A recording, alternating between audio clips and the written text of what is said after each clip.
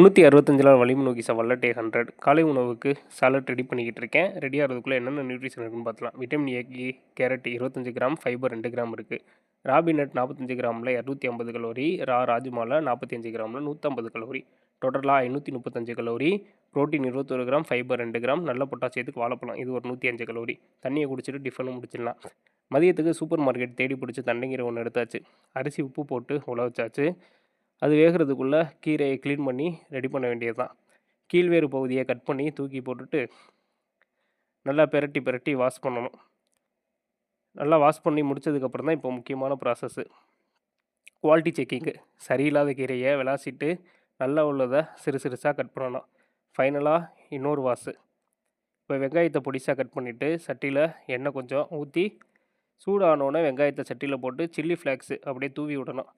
வதக்கிட்டே கொஞ்சம் தண்ணீர் தெளித்து விட்டுட்டு கீரையை போட்டு முன்னாடி பின்னாடி புரட்டி எடுத்து ஃபைனலாக உப்பு சேர்த்தா கீரை ரெடி. இதை வதக்கிறது ப்ராசஸ் 5 நிமிஷம் தான் ஆகும்.